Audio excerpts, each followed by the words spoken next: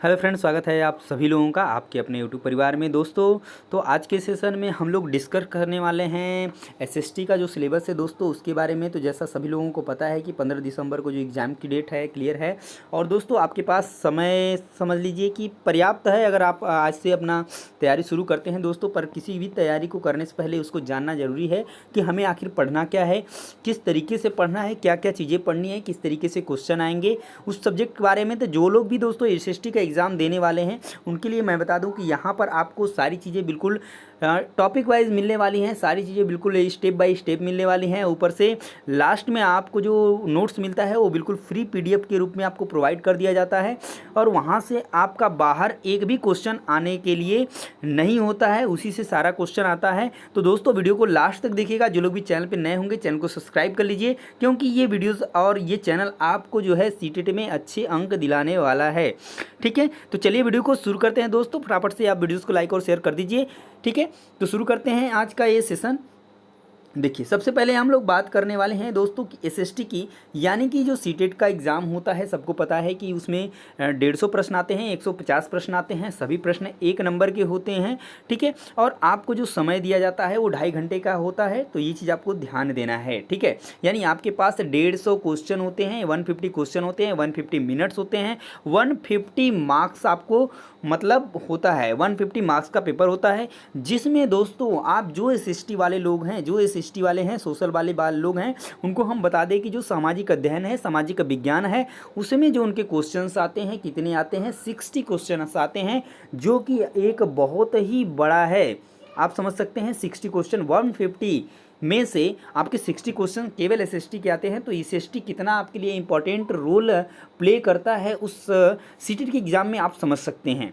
तो दोस्तों, बात करने वाले हैं इसी चीज़ के बारे में। 60 क्वेश्चन आते हैं, 60 नंबर के आते हैं। अब 60 में आपको 2 पार्ट डिवाइड हो जाता है। एक कंटेंट सेक्शन होता है, दूसरा जो है पेडागोजी सेक्शन होता है। तो दोस्तों, कंटेंट में आपके 40 क्वेश्चन आ जाते हैं और पेडागोजी के आपके 20 क्वेश्चन आते हैं। अब ये 40 क्वेश्चन जो आते हैं कंटेंट वाले, ये किस टॉपिक से आते हैं उनके बारे में हम डिटेल में यहाँ पर जानने वाले हैं। और वो टॉपिक आपको कहाँ से मिलेंगे, किस तरीके से मिलेंगे, आप कैसे उस चीज़ को पढ़ेंगे कि आपका जो है अच्छे तरीके से नंबर आए। 40 में कम से कम 35 प्लस तो आना चाहिए, 20 में आपका 50 प्लस 15 प्लस आना चाहिए। यानी कि टोटल अगर हम 60 की बात करते हैं तो आपका 50 प्लस मार्क्स आता है। तो आप और सब्जेक्ट्स में बेहतर करके आप अच्छे अंक जो है ला सकते हैं सीटेट एग्ज़ाम में। ये सारी चीज़ें हम बात करने वाले हैं दोस्तों। तो चलिए शुरू करते हैं कि देखते हैं क्या क्या चीज़ें कंटेंट में पूछी जाने वाली हैं। तो देखिए, सीटेट एग्ज़ाम दिसंबर 2024 के बारे में हम लोग बात करने वाले हैं। जो एग्ज़ाम दोस्तों आपका रखा गया है वो आपका 15 दिसंबर को एग्ज़ाम डेट क्लियर है। ठीक है, चलिए देखिए, कंटेंट की बात करें तो यहाँ पर दिया है 40 प्रश्न आते हैं, 40 अंक के आते हैं, यानी 40 क्वेश्चन 40 मार्क्स के। ठीक है, तो सबसे पहले हम शुरुआत करने वाले हैं हिस्ट्री के बारे में, यानी कि इतिहास में कौन कौन से टॉपिक से क्वेश्चन आते हैं और टॉपिक क्या क्या है और किस तरीके से ये चीज़ें आपको मिलने वाली हैं। तो पहला जो टॉपिक है दोस्तों, बात करते हैं हिस्ट्री। और हिस्ट्री में कौन कौन से टॉपिक आने वाले हैं, तो इसमें हम सबसे जो पहला चैप्टर पढ़ते हैं, यानी कि कब, कहाँ और कैसे। तो दोस्तों, ये कब, कहाँ और कैसे, ये चैप्टर आपको मिल जाएगा एनसीईआरटी बुक्स में। और जो भी क्वेश्चंस आते हैं वो सभी एनसीईआरटी से आते हैं और ये सभी क्वेश्चंस आपको मिलेंगे।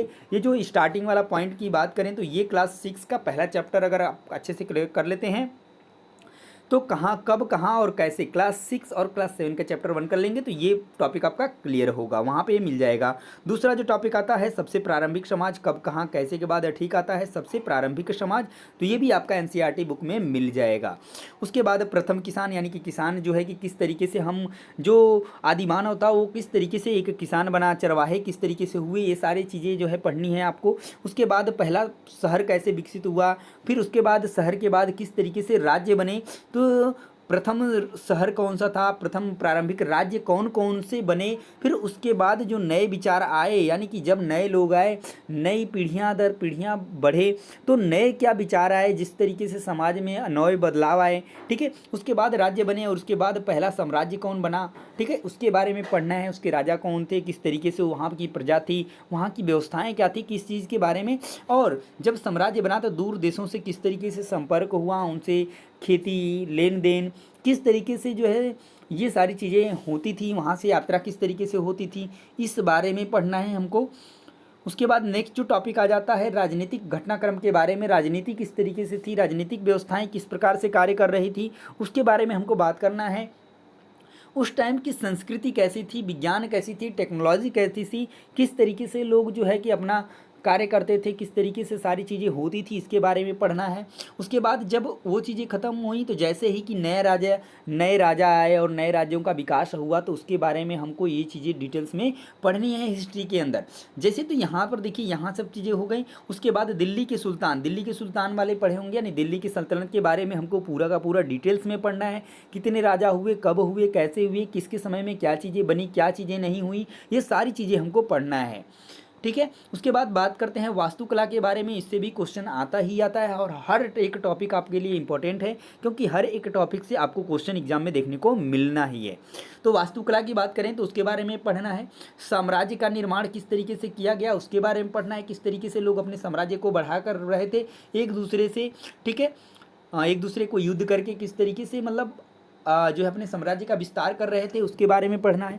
सामाजिक परिवर्तन कब हुए, किस तरीके से हुए, क्या परिवर्तन हुए, उन सब चीज़ के बारे में पढ़ना है आपको।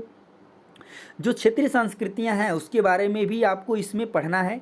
कंपनी की बात करते हैं, ईस्ट इंडिया कंपनी व जो आई थी, उस सब कंपनी की शक्ति की स्थापना किस तरीके से कब स्थापना हुई, उसकी क्या क्या शक्तियाँ थी, उसके आने से क्या बदलाव हुए, बहुत सारे एक्ट आए, उसको उस चीज़ के बारे में पूरा का पूरा पढ़ना है आपको। अब यहाँ से अगर हम बात करें तो देखिए, वो ग्रामीण जीवन और समाज की बात करें। ग्रामीण जीवन और समाज जो है कि आप जानते हैं कि एक नागरिक शास्त्र में आता है, उसी में पॉलिटी जो आज आती है, तो इसमें ग्रामीण जीवन और समाज के भी बारे में हिस्ट्री में पढ़ना है। उसके बाद उपनिवेशवाद और जनजातीय समाज के बारे में बात करना है। जैसा कि सभी लोग जानते हैं, बहुत जनजाति से 100% आपका क्वेश्चन एग्जाम में बनता ही बनता है। दोस्तों नेक्स्ट जो टॉपिक आ जाता है वो आता है 1857 से 58 वाला विद्रोह, इससे भी क्वेश्चन आपका पूछा है। उसके बाद महिलाओं और सुधार में, यानी महिलाओं के बारे में क्या सुधार किए गए, महिलाओं को लेकर के क्या कदम उठाए गए, इस चीज़ के बारे में पढ़ना है। जाति व्यवस्था को चुनौती देना, राष्ट्रवादी आंदोलन और स्वतंत्रता के बाद का भारत, इन सभी चीज़ों के बारे में, इन सभी टॉपिक्स को आपको बारी बारी से पढ़ना है दोस्तों, ठीक है। उसके बाद बात करते हैं, ये तो था हिस्ट्री का टॉपिक। उसके बाद हम बात करने वाले हैं जियोग्राफी और पॉलिटी के जो चैप्टर्स हैं, यानी कौन कौन से टॉपिक आपको पढ़ने हैं, किस तरीके से आपका पूरा का पूरा जो एसएसटी है वो कवर होगा, क्या क्या चीज़ें आपको पढ़नी है, किस तरीके से पढ़नी है कि आपका अच्छा जो है रिजल्ट देखने को मिल जाए। दोस्तों बात करते हैं अगर जियोग्राफी को, तो इसमें जो सबसे पहला है कि भूगोल एक सामाजिक अध्ययन और विज्ञान के रूप में, ये चीज़ें पढ़ना है। उसके बाद ग्रहों के बारे में पूरा का पूरा पढ़ना है, यानी सौर मंडल में पृथ्वी, पूरे ग्रहों के बारे में पढ़ना है अच्छे तरीके से, सन के बारे में, पृथ्वी के बारे में, यानी जितने भी ग्रह हैं उन सभी के, यानी कि पूरे सौर मंडल के बारे में अच्छे से आपको पढ़ना है। उसके बाद जो है ग्लोब के बारे में पढ़ना है, पर्यावरण के बारे में पढ़ना है, प्राकृतिक और मानवीय पर्यावरण दोनों के बारे में पढ़ना है। उसके बाद वायु के बारे में पढ़ना है, कितनी वायु है और क्या क्या एटमॉस्फेयर है, इन सब चीज़ के बारे में पढ़ना है। पानी के बारे में पढ़ना है, कहाँ पर जल स्तर कितना है, किस तरीके से कितने % पानी है, इन सभी चीज़ों के बारे में आपको पढ़ना है। उसके बाद बात करते हैं आगे, तो मानवीय जो पर्यावरण है उसमें बस्तियाँ किस तरीके से हैं, परिवहन के साधन क्या हैं, संचार के साधन क्या हैं, उनके बारे में पढ़ना है। संसाधन कौन कौन से होते हैं, जो प्राकृतिक संसाधन है, मानवीय संसाधन है, उन दोनों के बारे में आपको डिटेल पे पढ़ना है। कृषि का विकास किस तरीके से हुआ और कृषि जो है कि किस तरीके से जो है हमारे लिए एक बहुत ही अर्थव्यवस्था का काम करती है, तो उसके बारे में पढ़ना है। सामाजिक और राजनीतिक जीवन किस प्रकार से थे, उसके बारे में पढ़ना है। तो ये देखिए यहाँ पर अब पॉलिटी धीरे धीरे शुरू हो रही है। यहीं सर विविधता क्या है उसके बारे में पढ़ना है, सरकार क्या है इसके बारे में, गवर्नमेंट क्या है, गवर्नमेंट में अब स्थानीय सरकार क्या है इसके बारे में पढ़ना है। जीविका कमाना है, ये चीज़ पढ़ना है, किस तरीके से लोग जीविका कमाएं। प्रजातंत्र के बारे में पढ़ना है और राज्य सरकार क्या क्या कार्य करती है उसके बारे में पूरा पढ़ना है, किस तरीके से बनते हैं MPFL, सारी चीज़ें करना है। मीडिया को समझना है कि मीडिया किस तरीके से काम करती है, मीडिया का रोल क्या होता है हमारे समाज में, ये सारी चीज़ों को करना है। उसके बाद बात करते हैं कि लिंग का खुलासा, ठीक है, उसके बारे में पढ़ना है। जेंडर के बारे में, कॉन्स्टिट्यूशन के बारे में यानी संविधान के बारे में, उसके बाद संसद के बारे में आपको पूरा का पूरा पढ़ना है, न्यायपालिका पूरा पढ़ना है और सामाजिक न्याय और हाशिए पर पड़े लोग के बारे में पूरा। तो ये था दोस्तों, इतना टॉपिक अगर आप कवर करते हैं तो आपके 40 नंबर लाने के लिए ये पर्याप्त हैं और इससे बाहर आपका कोई क्वेश्चन एग्जाम में नहीं पूछा जाता है। वो अलग है कि आपके समझने का तरीका होगा कि आप कहेंगे कि ये सिलेबस से नहीं है, पर वो सारी चीज़ें सिलेबस के अंदर ही होती हैं। अगर आप अच्छे से पढ़ते हैं, अच्छे तरीके से तैयारी करते हैं तो आपका कोई भी लॉस नहीं होने वाला है। आउट ऑफ 40 आप 35+ को मार्क्स ला सकते हैं।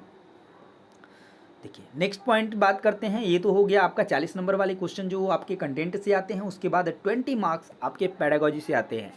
तो पेडागोजी में कौन कौन से टॉपिक हैं और उनको किस तरीके से आपको पढ़ना है, ये सारी चीज़ें हम देख लेते हैं।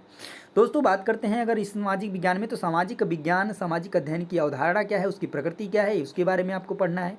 उसमें कक्षा प्रक्रियाएं किस तरीके से होती हैं, किस तरीके से एक्टिविटी होती है, किस तरीके से बच्चे को पढ़ाना है, ये सारी चीज़ें जो है कि बताना है। उसके बाद आलोचनात्मक सोच विकसित करना, किस तरीके के क्वेश्चंस करके हम उन बच्चों के अंदर आलोचनात्मक सोच को विकसित कर सकते हैं, प्रोत्साहित करते सकते हैं, इसके बारे में पढ़ना है। पूछताछ किस तरीके से करना सही है, अनुभवजन्य साक्ष्य क्या हैं, इन सबों के बारे में पढ़ना है। सामाजिक विज्ञान और सामाजिक अध्ययन पढ़ाने की जो समस्याएं हैं उसके बारे में बात करने हैं कि किस तरीके से समस्याएं आती हैं। उसके बाद स्रोत के बारे में पढ़ना है, और दो तरीके के स्रोत होते हैं, एक प्राथमिक और द्वितीयक होते हैं, उन सब के बारे में डिटेल्स में पढ़ना है। एक क्वेश्चन आपका हर एक टॉपिक से कन्फर्म है। उसके बाद प्रोजेक्ट कार्य से ही आपका एक क्वेश्चन बनता है। तो दोस्तों ये था पूरा एसएसटी का सिलेबस जो आपके सीटेट एग्जाम में पूछे जाने वाले हैं, और इसमें आपको टोटल मिलाकर के 60 मार्क्स मिलने वाले हैं।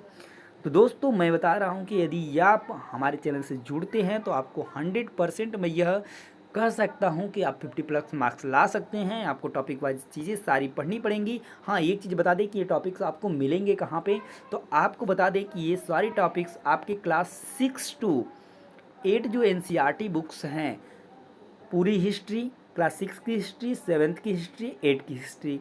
जियोग्राफी में बात करें तो 6 to 8 यानी 6, 7, 8 की जियोग्राफी। पॉलिटी की बात करें तो 6, 7, 8 की पॉलिटी की बात करें। ये सारी चीज़ें अगर आप पढ़ते हैं तो आपके पास 9 बुक्स होंगी। ये 9 बुक्स को पढ़ने के बाद पेडागोजी अलग से बच जाती है। इन सभी को आपको अलग से पढ़ना पड़ेगा। पर हमारे यहाँ पढ़ते हैं तो हम आपको पूरे अपने चैनल पे एक एक टॉपिक्स क्लियर कराएंगे इतने ही दिन में, और बाकी जो अलग सब्जेक्ट है उन सब्जेक्ट की भी कुछ वीडियोस आपको देने वाले हैं, और वो वीडियोस भी आपके जो सब्जेक्ट्स हैं उनसे बाहर नहीं आने वाले हैं। जैसे हिंदी हो गया, उसके बाद जो है आपका पेडागोजी की बात करें, सीडीपी की बात करें, ठीक है। तो ये सारी चीज़ें जो है कि हम कवर कराने वाले हैं दोस्तों। तो जो लोग भी चैनल पे हैं जल्दी से जुड़ जाइए, चैनल को सब्सक्राइब कर लीजिए। जिस तरीके से हमने पूरा डिटेल्स में शुरू किया है दोस्तों, ये क्लासेस आपकी कल से स्टार्ट होने वाली है। और एसएसटी की पहली क्लास दोस्तों हम लोग कल करने वाले हैं, जिसमें कि हम लोग पहला टॉपिक कवर करेंगे कब, कैसे और कहाँ। तो उम्मीद करते हैं कि ये सिलेबस आपको अच्छा तरीके से समझ में आ गया होगा कि आपको क्या क्या चीज़ें पढ़नी है और किस तरीके से पढ़नी है, किस तरीके से क्लासेस चलेंगी, ये आपको हम कल बताएंगे। यानी कि कल क्लासेस शुरू होंगी और कल आप देखेंगे वहाँ पर कि किस तरीके से हम पढ़ते हैं और किस तरीके से हमें चीज़ें याद रहेंगी। तो दोस्तों मिलेंगे कल के वीडियो में एक मतलब फर्स्ट क्लास के साथ, जहाँ से हम अपना टॉपिक शुरू करेंगे दोस्तों। उम्मीद है कि आप लोग जुड़ेंगे, सपोर्ट करेंगे, और जो है अपने मार्क्स बेहतर लाने के प्रयास में आप अपना कदम जो है कि बढ़ाएंगे। तो दोस्तों मिलेंगे नेक्स्ट वीडियो में, तब तक के लिए जय हिंद।